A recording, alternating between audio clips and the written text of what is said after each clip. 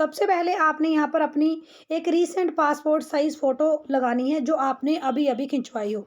सबसे पहले आप लोग मंडल का नाम लिखेंगे, फिर उपमंडल का नाम लिखेंगे, क्योंकि जो ये मल्टीटास्क वर्कर की वैकेंसीज़ हैं पीडब्ल्यूडी विभाग में, इनका जो आवेदन है वो मंडल और उपमंडल स्तर पर किया जाना है। तो सबसे पहले आप लोग मंडल का नाम लिखिए और उसके बाद उपमंडल का नाम लिखिए जहाँ से आप लोग आवेदन कर रहे हैं।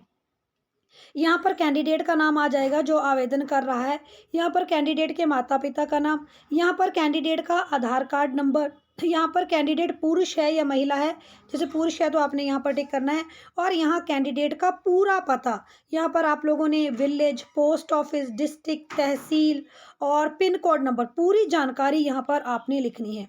अब यहाँ पर आपकी आयु, तो आयु प्रमाण पत्र के आपने अनुसार लिखनी, जैसे जो हमारा 10th का सर्टिफिकेट है वहाँ पर आपकी डेट ऑफ बर्थ लिखी होती है, तो यहाँ पर आपने आपकी आयु लिखनी है कि आपकी आयु जैसे 20 वर्ष है तो आपने यहाँ 20 वर्ष लिखना है और ब्रैकेट में आप यहाँ पर अपनी डेट ऑफ बर्थ भी मेंशन करें कि 10th के सर्टिफिकेट के ऊपर आपकी डेट ऑफ बर्थ कितनी है।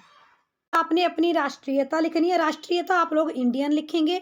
उसके बाद आपने श्रेणी लिखनी है, श्रेणी मीनिंग आप एससी, एसटी, ओबीसी कौन सी कैटेगरी से बिलोंग करते हैं, तो अभी आप यहाँ पर अपनी श्रेणी बढ़ेंगे। आगे 9 नंबर कॉलम शैक्षणिक योग्यता। सबसे पहले परीक्षा का नाम, जैसे 8th पास कैंडिडेट इस वैकेंसी के लिए अप्लाई कर सकते हैं, तो परीक्षा का नाम आ जाएगा 8th। अगले कॉलम में परीक्षा का नाम आ जाएगा 10th। 8th आपने कौन से बोर्ड से पास की, जैसे 8th हम लोग पास करते हैं एचपी बोर्ड से, तो आप यहाँ पर 8th बोर्ड वाले कॉलम में आप लोग भर सकते हो HP Bose, Himachal Pradesh board of school education. ठीक है, उसके बाद टोटल अंक कितने थे, मान लिया आपके टाइम में 8th में 700 मार्क्स होते थे टोटल, तो यहाँ 700 नंबर भरेंगे और यहाँ पर प्राप्त अंक कितने थे, मान लिया आपके 500 नंबर आए हैं तो यहाँ 500 भरेंगे और उसके बाद परसेंटेज कितनी है, जैसे आपकी 70% है, 80% है, वो भरेंगे। ठीक है, आप लोग वैसे ही आप लोग यहाँ पर सेकंड नंबर कॉलम में आप 10th का भर सकते हो। फिर बोर्ड कौन था, HP board of school education Dharamshala, CBSE board भी हो सकता है। टोटल अंक कितने थे, मान लिया 10th में टोटल 700 अंक है तो 700 भरेंगे। आपने कितने लिए, 500, 400 जितने लिए वो आप यहाँ पर भरिए। आपकी कितनी परसेंटेज है फिर वो आप लोग ये कॉलम में आगे भरेंगे।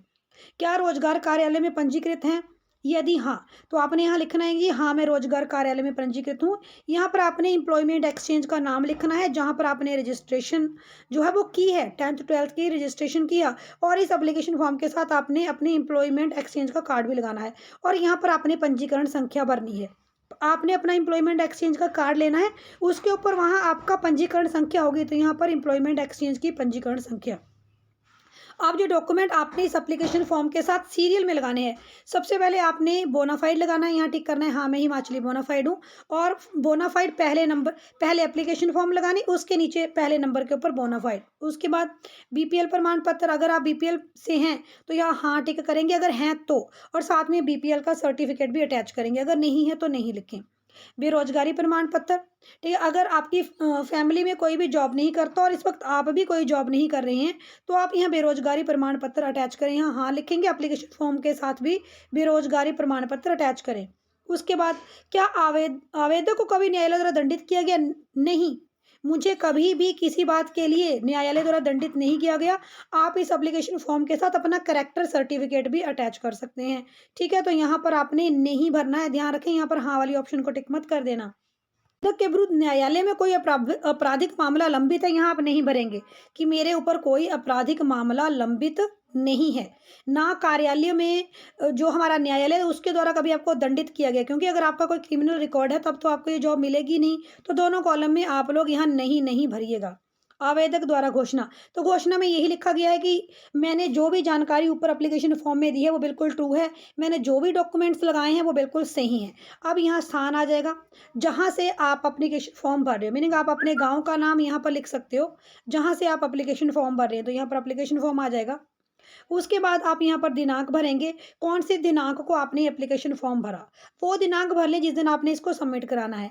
यहाँ पर आवेदक के हस्ताक्षर की जो भी आवेदक के हस्ताक्षर आप यहाँ पर करेंगे और यहाँ पर आप अपना मोबाइल नंबर लिखें।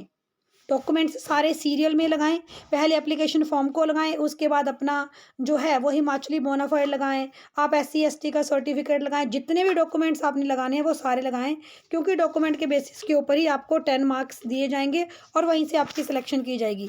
Please like share subscribe to our channel for more videos. Thanks for watching.